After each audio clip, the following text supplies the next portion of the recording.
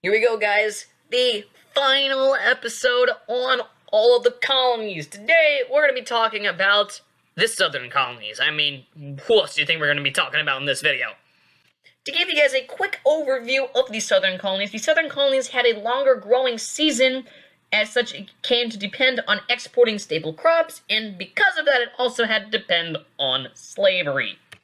The population of the Deep South, as well as the ratio of blacks to whites, was very different than the Upper South, or the Chesapeake Bay colonies.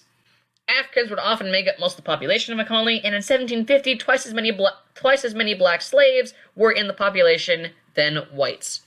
A key thing that you should remember, though, do not ignore slavery in the North. While discussing slavery in colonial America, it did exist, but not as strong as the South. So without further ado, let's go ahead and get into the episode.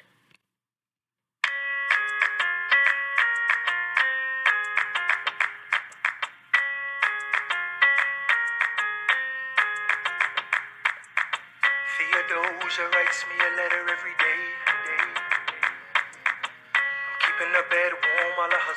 I'm recording this back to back, and I'm realizing that my intro song for this video, or episode, excuse me, is the same as the outro music I used for the last episode. A random shuffle playlist, am I right?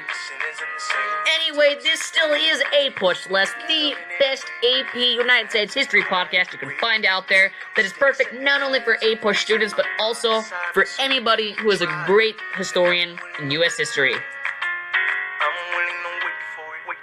That's right, you don't have to put in any effort at all, because there are no homework, readings, textbooks, primary source documents, or essays you have to write in class in like a half an hour.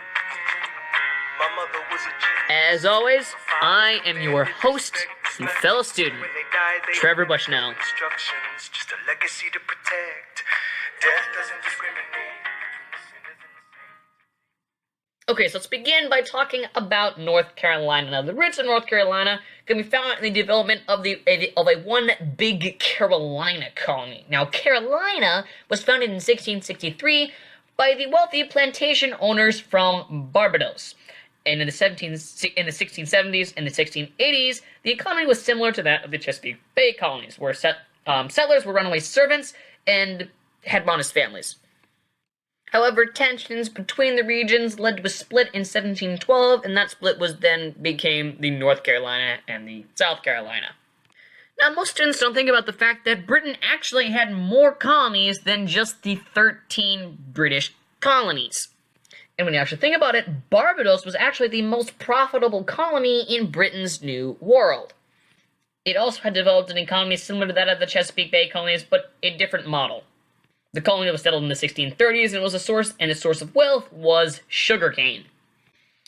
The sugar from the sugarcane had a high profit in England, and planters could afford the initial investment of growing and processing the whole operation. Eventually, the English Caribbean colonies exported about 50 million pounds of sugar per year. Wealthy Barbados planters were 4 times as wealthy Virginia planters. The Barbados colonies also had a large slave population. By the end of the 17th century, 75% of slaves were in the Barbados colonies, and 25% of those slaves were only in Virginia.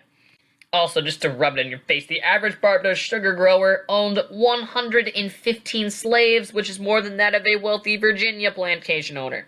However, the work in the Barbados colony was extremely brutal. They worked for long hours in the very hot sun, and slaves weren't able to form families because the men outnumbered the women at a 2-to-1 ratio.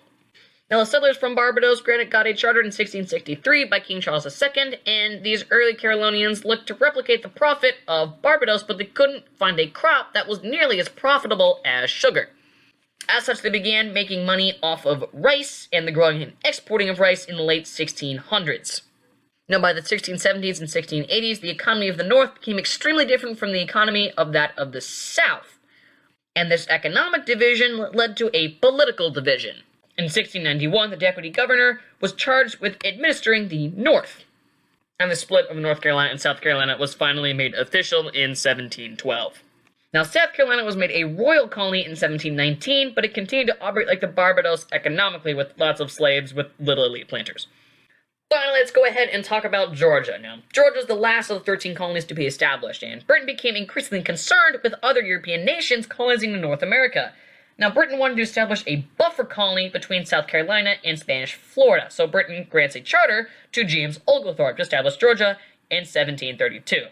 However, James Oglethorpe, actually wants to establish Georgia as a haven for debtors. He also didn't grant his charges any element of a representative government, and he also mandated military services for all males. However, James Oglethorpe's plans never actually went into action, as few were actually qualified as the, quote, deserving poor. As such, people from South Carolina eventually came to Georgia to find new growing land, and as such, they brought slavery with them. In 1752, James Oglethorpe eventually just gave up and ceded control of Georgia to the crown. And that finally ends off all the videos and episodes on the colonies. Yeah! Mr. Vice President. Mr. Madison. Senator Burr. What is this?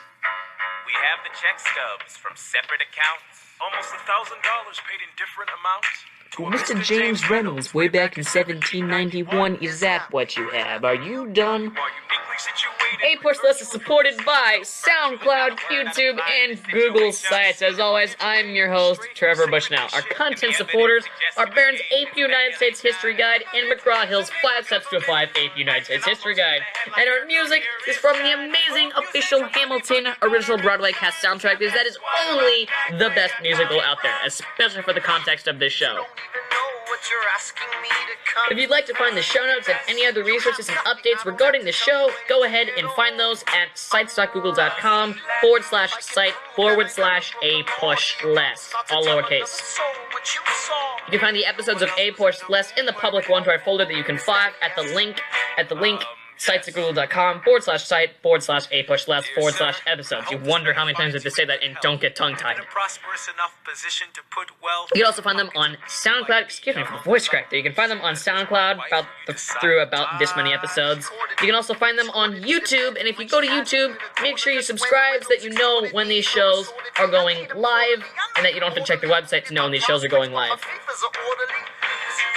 At the record of every chicken, my chicken hits it. We check it again, I guess your consistency.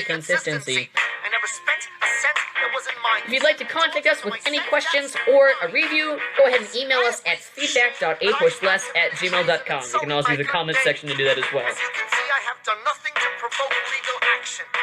We are a group of historians based out of the quaint Pacific Northwest town, Ferndale, Washington. I'll see you guys in the next episode. People won't know what we know. Sir, how do I know you won't use this against me the next time we go toe-to-toe? Alexander, rumors only grow. And we both know what we know.